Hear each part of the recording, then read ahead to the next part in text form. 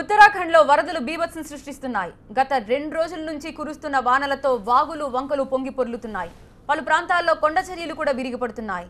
ఫితోర్గర్లోని ఘట్కోలా దగ్గర కొండచర్యలు విరిగిపడి 5 యాత్రికులు చనిపోగా మరో 2కి గాయాలయ్యాయి. వెంటనే అప్రమత్తమైన సిబ్బంది మృతదేహాలు వెలికి తీసేందుకు యత్నిస్తోంది. ఈ ఘటనతో ఆది కైలాష్ యాత్రకు బ్రేక్ పడినట్లయింది.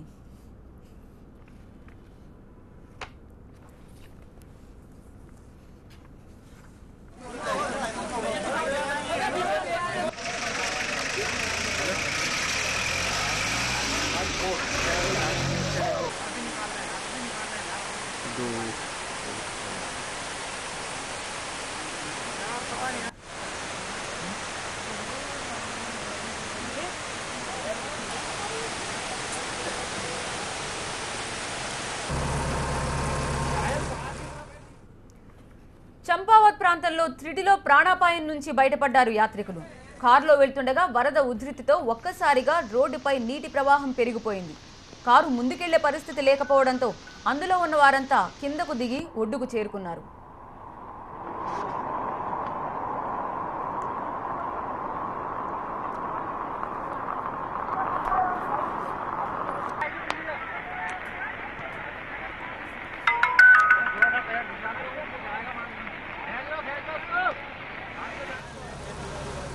ఇంతలోనే కారు వరదలో కొట్టుకుపోయింది. అందరూ చూస్తుండగానే క్షణాల్లోనే ఆ కారు నీట మునిగిపోయింది. అయితే ప్రయాణికులంతా క్షేమంగా ఒడ్డుకు చేరడంతో అంతా ఊపిరి పీల్చుకున్నారు.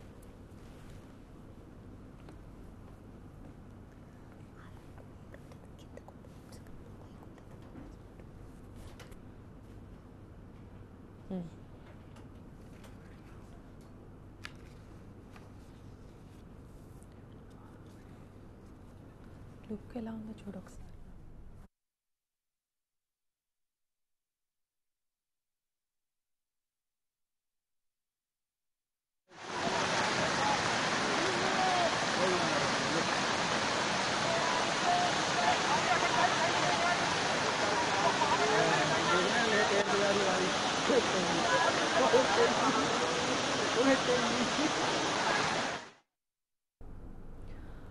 తమిళనాడులో కాంచీపురం జిల్లాకు చెందిన బీజేపీ నేత శ్రీనివాస్ ఇంటిపై దాడి చేశారు దుండగులు. పెట్రోల్ బాంబుతో అటాక్ చేశారు.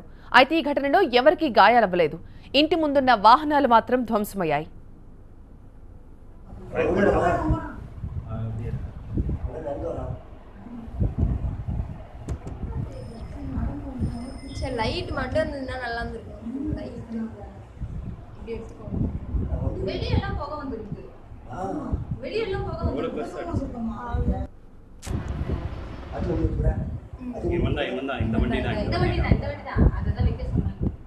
బుధవారం అర్ధరాత్రి 12:30కి ఈ ఘటన జరిగింది. 2 వీలర్పై వచ్చిన దుండగులు శ్రీనివాస్ ఇంటికి దగ్గరలోనే దాన్ని ఆపారు. అనంతరం ఓ దుండగుడు బీజేపీ నేత ఇంటిపై పెట్రోల్ బాంబులు విసిరారు. దాంతో ఒక్కసారిగా భారీ శబ్దంతో మంటలు చెలరేగాయి. స్థానికులు అలర్ట్ అయ్యేలోపే ఆ దుండగులు పరారయ్యారు. కేసు నమోదు చేసిన పోలీసులు సీసీటీవీ ఫుటేజ్ ఆధారంగా దర్యాప్తు చేస్తున్నారు.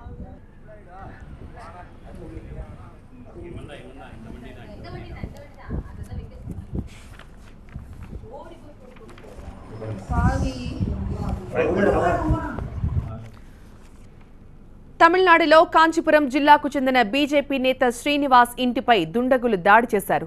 పెట్రోల్ బాంబుతో అటాక్ చేశారు. అయితే ఈ ఘటనలో ఎవరికీ గాయాలవ్వలేదు. ఇంటి ముందున్న వాహనాలు మాత్రం ధ్వంసమయ్యాయి. బుధవారం అర్ధరాత్రి 12:30కి ఈ ఘటన జరిగింది.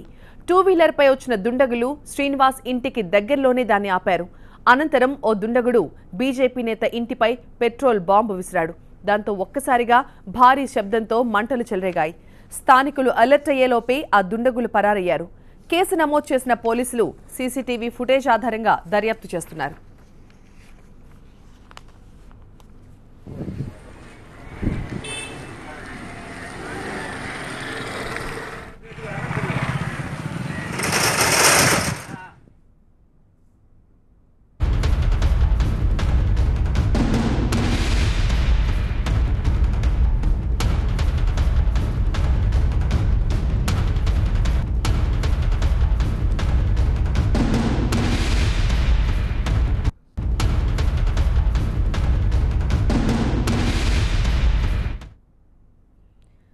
Breaking news. దేశ రాజధాని ఢిల్లీలో ఆడవాళ్లకు భద్రత లేదని మరోసారి రుజువైంది.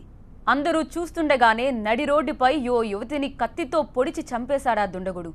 కాలేజీ నుంచి తన ఇంటికి వెళ్తుండగా ఆ యువతిని అడ్డగించిన కిరాతకుడు దారుణంగా హత్య చేశాడు. ఢిల్లీ శివార్లలో ఈ ఘటన జరిగింది.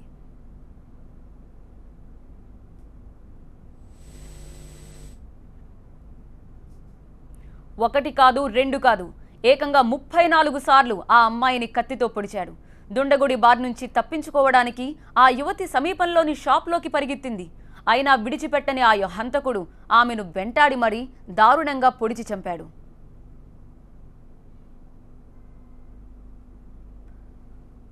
అప్పటికి అలర్ట్ అయిన స్థానికులు ఆ అమ్మాయిని కాపాడేందుకు ప్రయత్నం చేశారు. తీవ్ర గాయాల పాలైన ఆమెను స్థానిక ఆసుపత్రికి తరలించారు. అయితే అప్పటికే ఆ యువతి చనిపోయిందని డాక్టర్లు తేల్చారు. కేసు నమోదు చేసిన ఢిల్లీ పోలీసులు సీసీటీవీ విజువల్స్ ఆధారంగా కేసు దర్యాప్తు చేస్తున్నారు. ఇక తమిళనాడుని కుదిపేసిన కొడనాడు ఎస్టేట్ వరుస హత్యల ఘటన మరొక ముందే మరో వ్యక్తి అనుమానాస్పదంగా చనిపోయాడు. కొడనాడు ఎస్టేట్లో అకౌంటెంట్గా పనిచేస్తున్న దినేష్ కుమార్ తన ఇంట్లో శవమై కనిపించాడు. దాంతో దినేష్ మృతి తమిళనాడు అసెంబ్లీని కుదిపేసింది.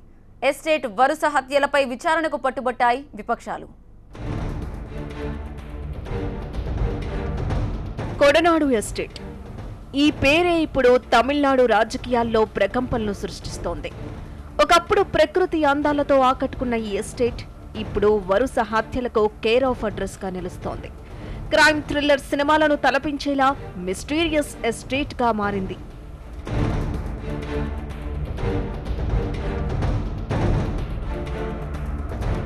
ఒకరు కాదు, ఇద్దరు కాదు, కేవలం 4 నెలల వ్యవధిలోనే 4 అనుమానాస్పదంగా చనిపోయారు. జయ మరణం తర్వాత ఎస్టేట్ సెక్యూరిటీ గార్డు హత్యతో మొదలైన మరణాలు ఇంకా కొనసాగుతూనే ఉన్నాయి. తాజాగా కొడనాడు ఎస్టేట్ అకౌంటెంట్ దినేష్ కుమార్ అనుమానాస్పదంగా చనిపోయాడు. కోతగిరిలోని తన ఇంట్లో శవమై తేలాడు.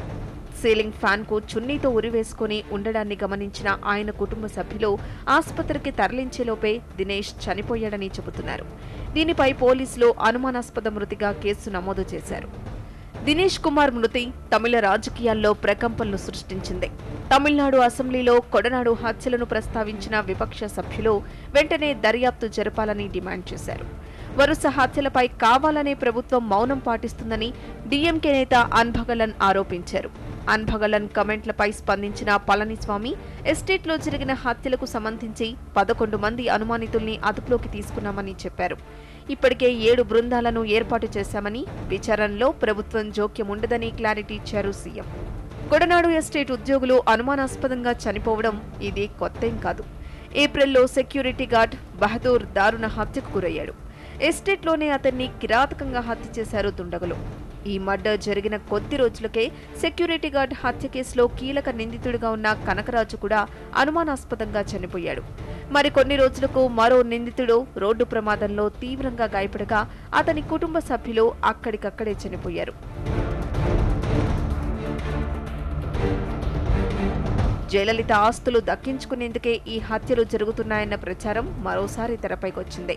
దినేష్ కుమార్ మృతికి గతంలో జరిగిన హత్యలకు ఏదైనా లింక్ ఉందా అన్న విషయంలో పోలీసులు దర్యాప్తు చేస్తున్నారు.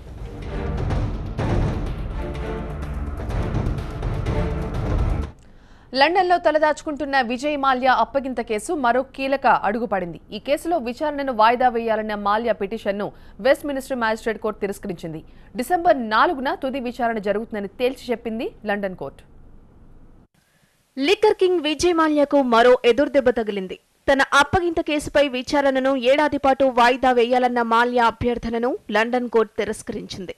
ముందుగా నిర్ణయించిన షెడ్యూల్ ప్రకారమే కేసు విచారణ చేపడతామని వెస్ట్ మినిస్టర్ మెజిస్ట్రేట్ కోర్టు తేల్చి చెప్పింది. డిసెంబర్ 4న తుది విచారణ జరుగుతుందని ప్రకటించింది న్యాయస్థానం. మాల్యా భారత్కు అప్పగింత కేసుపై వెస్ట్ మినిస్టర్ కోర్టు గురువారం విచారణ జరిపింది. ఈ సందర్భంగా మాల్యా ఆర్థిక నేరాలకు సంబంధించి 2000 పత్రాలను కోర్టుకు అందజేసింది ఇండియా.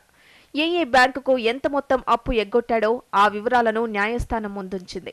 అయితే మాల్యా తరపున విచారణకు హాజరైన ఆయన లాయర్లు తమకు గడువు కావాలని కోరడంతో తదుపరి విచారణను సెప్టెంబర్ 14 వాయిదా వేసింది లండన్ కోర్టు. పలు బ్యాంకులకు 9,000 కోట్ల రూపాయలు ఎగ్గొట్టిన మాల్యా 2016 నుంచి లండన్లో తలదాచుకుంటున్నాడు. ఇదే కేసులో ఏప్రిల్ 18న మాల్యాను అరెస్టు చేశారు అక్కడి పోలీసులు. అయితే 6,50,000 పౌండ్ల బాండ్ సమర్పించడంతో గంటలోపే బెయిల్పై బయటకొచ్చారు మాల్యా. ఆ తర్వాత జూన్ 13న మరోసారి విచారణకు హాజరయ్యారు. అయితే మాల్యాను భారత్కు రప్పించడంలో ట్రయల్ కోర్టు తీర్పు అనుకూలంగా వస్తే 2 నెలలలోపు మాల్యా అప్పగింతపై యూకే హోం సెక్రటరీ ఉత్తర్వులు జారీ చేయాల్సుంటుంది. నేరస్తుల అప్పగింతపై ఇండియా, యూకేలు 1992లో సంతకాలు చేశాయి.